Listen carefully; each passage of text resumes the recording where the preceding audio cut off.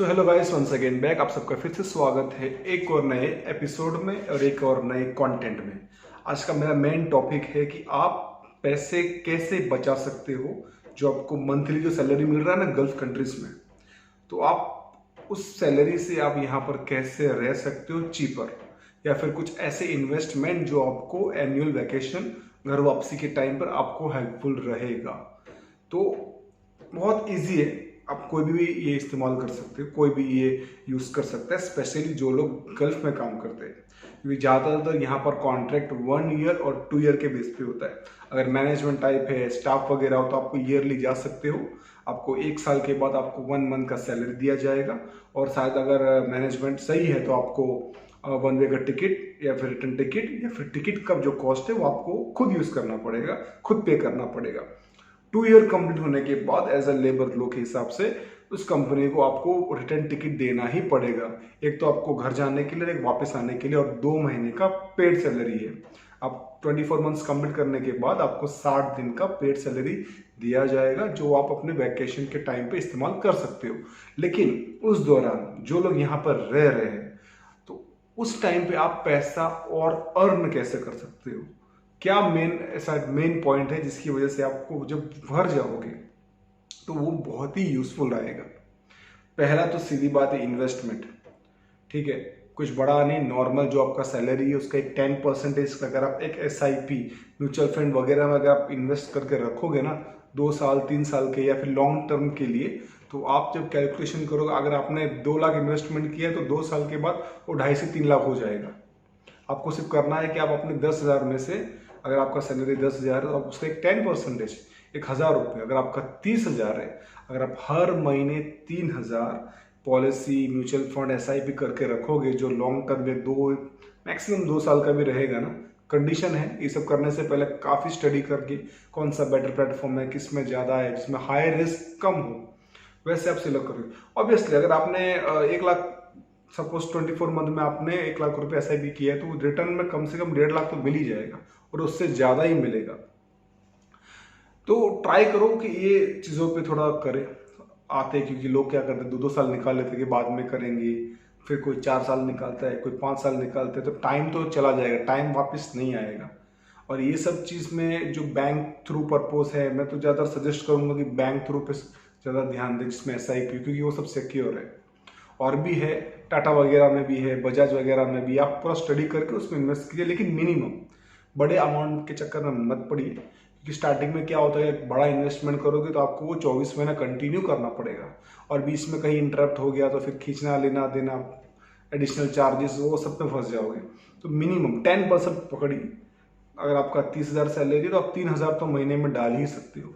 Second है gold investment. बिल्कुल सही सुना, गोल्ड इन्वेस्टमेंट में बहुत फायदा है, लेकिन ह्यूज अमाउंट में नहीं, क्योंकि इतना आप कैरी करके भी नहीं जा सकते, क्योंकि अलाउड नहीं है as per Indian law, it's illegal. अगर आप इंडिया में 1 लाख का गोल्ड अगर आप लेके जा रहे हो, तो आप एज ऑर्नामेंट या फिर ऐसे पॉकेट में डाल के छोटा मोटा अगर बिस्किट वगैरह भी आप लेके जाओगे ना, तो 50,000 तक ही आपको बिना टैक्स के आप कैरी कर सकते हो, लेकिन 50 के अबव आपको टैक्स भरना पड़ेगा। मोस्टली केसेस में क्या होता है, कोई चेन हो करके, कोई ऑर्नामेंट करके, कोई अंगूठी बना के लेके जाता है, वो ओके 2 साल के बाद आया तो वो फिर वो जो इमिग्रेशन डिपार्टमेंट में जो भी रहता है उसे इग्नोर कर लेता है, लेकिन कुछ ज़्यादा ही भर के जाओगे तो वो उसको नोटिस ज़रूर करेगा। और 24 कैरेट का अगर आप एक 50,000 रुपीज़ का छोटा सा कॉइन है, छोटा सा बिस्किट भी लेके जाओगे ना, तो इंडिया में सेल करोगे तो उस बिस्किट पे आपको 2,000 रुपये ज़्यादा ही मिलेगा। ये ट्रू है। एक तो यहाँ पर गोल्ड का रेट में थोड़ा डिफरेंस है, और प्योरिटी बहुत ज़्यादा है। और 24 कैरेट के गोल्ड बिस्किट बार में एक चीज़ का कॉमन है कि यहाँ पर आपको टैक्स पे करना नहीं है, उसका एक सर्टिफिकेट दिया जाएगा, प्रॉपर डॉक्यूमेंट दिया जाएगा, उसका एक फीस भरना है। और बाकी का जो नॉर्मल जो गोल्ड लोगे तो उसके अंदर क्या है कि आपको 10% वैल्यू एड टैक्स पे करना पड़ेगा, जो 2018 तक फ्री था। आपको गोल्ड में कोई भी टैक्स पे करने की ज़रूरत नहीं थी। पहले यहाँ पर वैट वगैरह, वैल्यू एड टैक्स वगैरह नहीं हुआ करता था, लेकिन काफ़ी अभी हर एक चीज़ में टैक्स है। तो अगर आप उसको, एक पीरियड है, उस पीरियड पे अगर आप टाइमली परचेस करते हो लाइक एग्जांपल अक्टूबर टू जनवरी के टाइम पे गोल्ड का एक अप डाउन मार्केट रहता है, तब गोल्ड थोड़ा डाउन कम हो जाता है। लास्ट ईयर का मुझे एक ऑब्जर्वेशन था और उसके पहले भी कि इस टाइम की पीरियड में थोड़ा रेट अप डाउन होता है। अगर उस टाइम पे आप परचेस कर रहे हो और जब जाने के टाइम पे आप लाइक जुलाई अगस्त में जा रहे हो जब हाई रेट हो, और 2 साल के बाद जाओगे तो ऑब्वियसली गोल्ड का रेट तो ऊपर होगा ही, नीचे जाएगा ही नहीं। और फिर आप सेल करोगे, अगर आपने 50,000 का गोल्ड लिया तो आपको एटलीस्ट 52,000 रुपीज़ भी मिल सकता है। ये छोटा मोटा है ताकि अब जाने खाने पीने के लिए खर्चा हो जाए।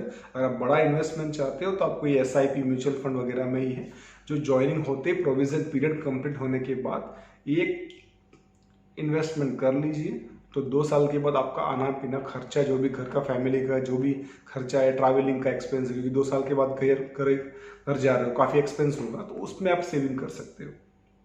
और तीसरा, यहाँ पर जब रहते हो ना गल्फ कंट्री में, तो मेन आपका जो मोस्टली खाने पीने में ही खर्चा होता है। 100% सैलरी में से 25 to 30% मोस्टली जो कॉमन मैन है वो यही खर्च करता है। या तो फिर आप चाय पीने के बहाने कड़क, यहाँ पर एक कड़क करके बहुत फेमस है, कड़क चाय, स्नैक्स वगैरह, मिल्स वगैरह, या फिर आप कोई शॉप में जाओगे, अगर आपको कंपनी आपको प्रोवाइड नहीं कर रहा फूड, तो आपके पास कैंप नहीं है तो आपको खुद कुक करना पड़ेगा। तो इन सब चीज़ों में बहुत एक्सपेंस होता है। फैमिली है तो बहुत ज़्यादा ही होगा। तो यहाँ पर आपको करना क्या है कि आप कोई भी शॉपिंग मॉल में जाके अगर आप कोई सामान खरीदते हो तो वहाँ पर एक कार्ड मिलता है, पॉइंट्स वगैरह। क्योंकि मैंने 2-3 साल यहाँ पर शॉपिंग करने के बाद मुझे इसके बारे में पता नहीं था, तो मेरे पास एक रमीज करके कार्ड था। तो मैं जब भी हर महीने में उस पर शॉपिंग करता था तो वहाँ पर पॉइंट जमा हो जाता था। तो उस पॉइंट पे वो आप 6 महीना 7 महीना एक पॉइंट पूरा होने के बाद आप उस पर सामान परचेज कर सकते हो। और उस पर अगर कोई भी डिस्काउंट भी कुछ रहेगा ना, वो भी उस चीज़ से आप उससे ले सकते हो। क्योंकि मैंने एटलीस्ट 1-2 साल तक मैंने शॉपिंग किया, उस पॉइंट को जमा करता गया। तो लास्ट में 2 ईयर के बाद मैं एटलीस्ट 5 to 7,000 रुपीज़ का सामान मैंने उस पॉइंट के कार्ड से अर्न करके खरीदा। तो ये बहुत लोगों को पता नहीं होता, लेकिन हर एक, जैसे कि लुलु हो गया, नेस्टो हो गया, सुल्तान मॉल हो गया, रमीज हो गया, सबके पास अपना अपना एक वेबसाइट है, एप्लीकेशंस है। उसके अंदर आप कितना भी सामान परचेस करते हो तो वो पॉइंट वहाँ पर जमा होता है। लेकिन कॉमन शॉप में ऐसा सब फैसिलिटी नहीं है और वहाँ पर रेट भी ज़्यादा है। अगर आप एक प्रॉपर आप प्लानिंग करोगे कि मुझे थोड़ा सामान जो चाहिए घर के खाने पीने के लिए, आप बल्क में वन टाइम परचेस करोगे लो रेट में, ऑफर वगैरह में, तो आपको फ़ायदा है। अगर आप नॉर्मल स्टोर्स में उधार पे, रेंट पे, पर डे के हिसाब से पे करते जाओगे तो वो नुकसान है। और भी कई कई ऑप्शंस है, जहाँ एक लाइक सुपर मार्केट वगैरह है, जहाँ पर एवरी फ्राइडे बहुत बड़ा मार्केट लगता है। तो उस फ्राइडे में आप ऑरेंज, फ्रूट्स वगैरह, वेजिटेबल कम से कम दाम में अर्ली मॉर्निंग में जाके भाव तोल करके भी ले सकते हो। मैंने काफ़ी देखा है कि भाई जो एक ऑरेंज का एक कार्टून है, तो मैंने लास्ट टाइम में आई थिंक 1-2 साल पहले मैंने ग्रेप्स खरीदा था, तो मुझे 4 से 5 हज़ार रुपये के डिफरेंस में वो मिल गया, इतना कम में मिल गया। तो मैंने उससे पूछा तो ये है कि ये होलसेल मार्केट के आपको बल्क में लेना पड़ेगा। तो फिर आप बल्क में लोगे तो फिर हम 4-5 लोग थे, हम लोगों ने आपस में डिवाइड कर दिया तो बहुत चीपर हो गया। वही 1 किलो 200 से 300 रुपये में पड़ता है, और आप कार्टून पूरा लाइक 15-20 किलो आपको मिल रहा है 1,000-2,000 में, तो कितना बेनिफिट हो गया। तो अगर आप बल्क में है, ग्रुप में है, कोई फैमिली के साथ में रह रहे हो, तो ये सब मार्केट में जाके थोड़ा ऑब्जर्वेशन कर सकते हो, सस्ते में कितना दाम में ले सकते हो। अगर आप कैम्प वगैरह में, यहाँ पर कुकिंग अलाउड नहीं है तो बात अलग है, फिर भी आप ये ग्रोसरी वगैरह तो परचेस होता ही होता है। घर के छोटे मोटे चीज़ें, फ्रूट्स, ऑरेंज जूस वगैरह तो नॉर्मली बंदा परचेस करता ही है। लेकिन आप एक कार्ड फैसिलिटी और पॉइंट फैसिलिटी में थोड़ा फोकस करोगे तो आपको उतना बेनिफिट हो सकता है। इसमें ज़्यादा फायदा तो नहीं है, ज़्यादातर फायदा ये गोल्ड और ये इन्वेस्टमेंट चीज़ों में है। तो टॉपिक पे मेन पॉइंट है इन्वेस्टमेंट, सेकंड गोल्ड है। गोल्ड मोस्टली आपको जाने के टाइम, फाइनल टाइम पे ही आपका उसको बेनिफिट मिलेगा। उसी तरह आपको SIP इन्वेस्टमेंट में भी फाइनल टाइम पे ही बेनिफिट मिलेगा। गोल्ड में थोड़ा रिस्क है, अगर आप ज़्यादा लेके जाओगे तो बहुत रिस्क है, मिनिमम लेके जाओगे तो इतने में इतना फ़ायदा है। तो ज़्यादा गोल्ड में एक्सेप्ट मत करना, लेकिन SIP और ये म्यूचुअल फंड इन्वेस्टमेंट वगैरह में ज़्यादा फोकस करना, क्योंकि जाने के टाइम पे एक अच्छा अमाउंट आप लेके जा सकते हो। क्योंकि यहाँ पर या रिटायरमेंट के टाइम पे मैंने देखा है बहुत सी प्राइवेट कंपनियाँ हैं जो अपने एम्प्लॉयमेंट को सेटलमेंट के टाइम पे एक बड़ा पे आउट मिलता है, वो नॉर्मल कंपनी, प्राइवेट कंपनी नहीं दे पाती। बहुत लोग 20-20 साल 30-30 साल करके जाते हैं। अगर कोई इंटरनेशनल कंपनी है, गवर्नमेंट कंपनी, तो उनको एक अच्छा सेटलमेंट मिलता है। उसका मैं वीडियो में बाद में बनाऊंगा। Thank you very much, bye, take care.